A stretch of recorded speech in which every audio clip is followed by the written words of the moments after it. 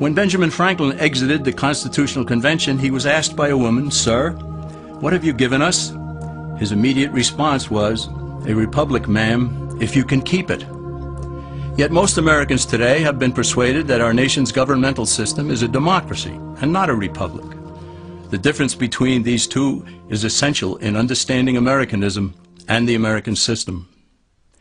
Before we discuss political systems, however, it's helpful to address the confusion that has been spread about the political spectrum.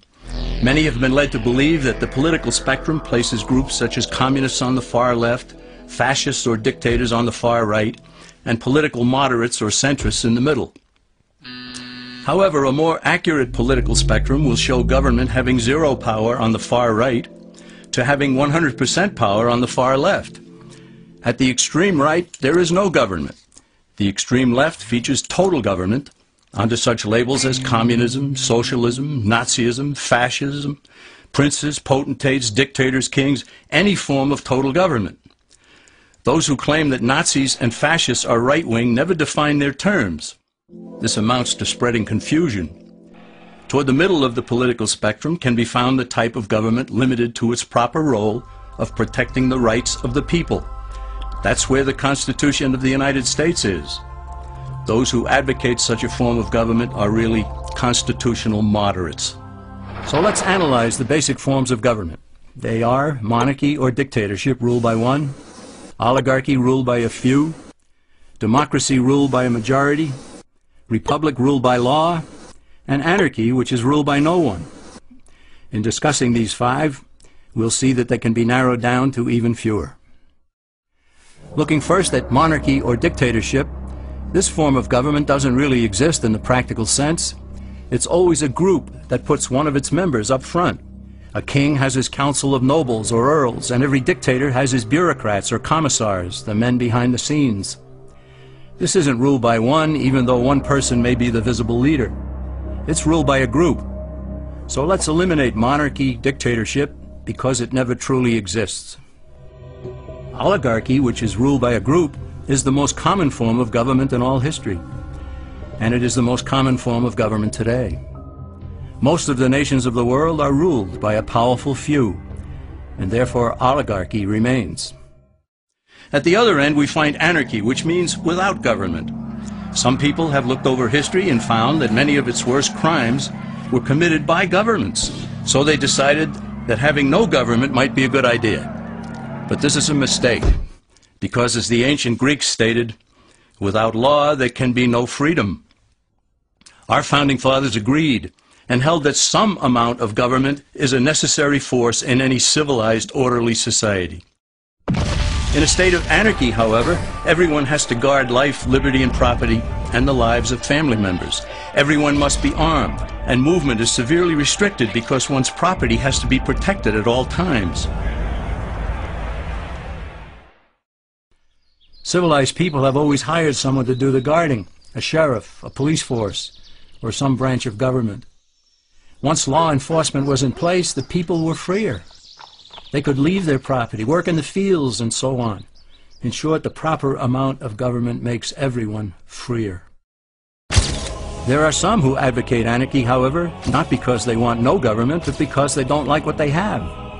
They use anarchy as a tool for revolutionary change. The condition of anarchy is very much like a vacuum where something rushes in to fill it.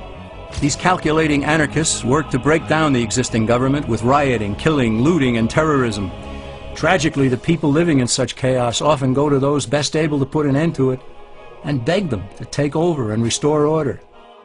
And who is best able to put an end to the chaos? The very people who started it.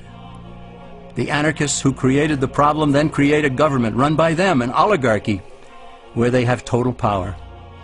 This is exactly what happened in Russia that led to Lenin taking total power, and in Germany where Hitler's brown shirts created the chaos that brought him to power. But anarchy isn't a stable form of government. It's a quick transition from something that exists to something desired by the power-hungry. It's a temporary condition, and because it isn't permanent, we eliminate it as well. The word democracy comes from two Greek words, demos, meaning people, and kratein, meaning to rule. Democracy, therefore, means the rule of the people, majority rule. This, of course, sounds good, but suppose the majority decides to take away one's home, or business, or children. Obviously, there has to be a limit. The flaw in democracy is that the majority isn't restrained. If more than half the people can be persuaded to want something in a democracy, they rule. What about republic? Well, that comes from the Latin, res meaning thing, and publica meaning public. It means the public thing, the law. A true republic is one where the government is limited by law, leaving the people alone. America's founders had a clean slate to write on. They could have set up an oligarchy. In fact, there were some who wanted George Washington to be their king. But the Founding Fathers knew history, and they chose to give us the rule of law in a republic, not the rule of a majority in a democracy. Why? Let's demonstrate the difference in the setting of the Old West. Consider a lynch mob in a democracy. 35 horseback riders chase one lone gunman. They catch him, and they vote 35 to 1 to hang him. Democracy has triumphed, and there's one less gunman to contend with. Now consider the same scenario in a republic. The 35 horseback riders catch the gunman and vote 35 to 1 to hang him, but the sheriff arrives, and he says, "You can't kill him. He's got his right to a fair trial." So they take the gunman back to town. A jury of his peers is selected, and they hear the evidence and the defense, and they decide if he shall hang. Does the jury even decide by majority rule? No, it has to be unanimous or he goes free. The rights of the gunman aren't subject to majority rule, but to the law. This is the essence of a republic. Many Americans would be surprised to learn that the word democracy does not appear in the Declaration of Independence or the U.S. Constitution, nor does it appear in any of the constitutions of the 50 states. The founders did everything they could to keep us from having a democracy. James Madison, rightly known as the father of the Constitution, wrote in essay number 10 of the Federalist Papers, "Democracies have ever been spectacles of turbulence and contention, have ever been found incompatible with personal security or the rights of property, and have in general been as short in their lives as they have been violent in their deaths."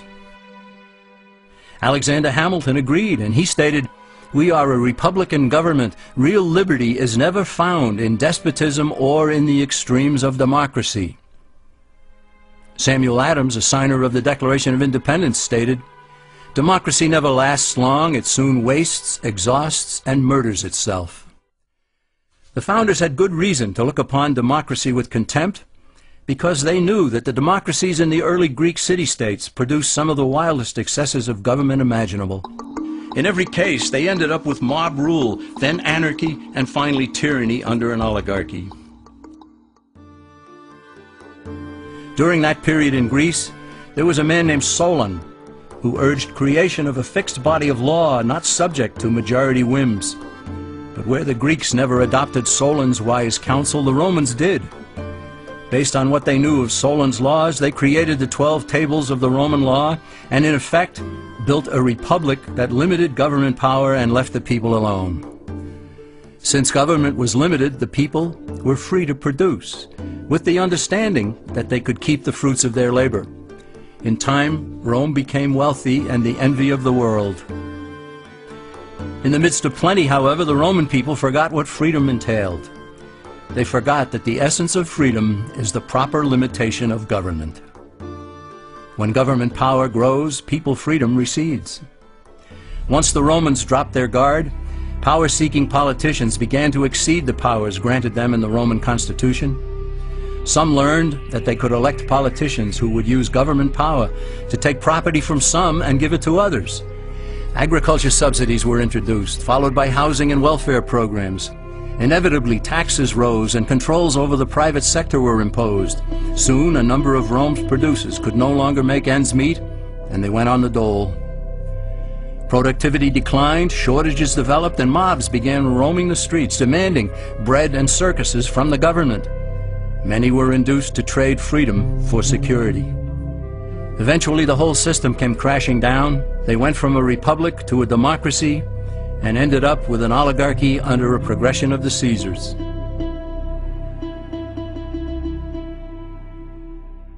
Thus, democracy itself is not a stable form of government.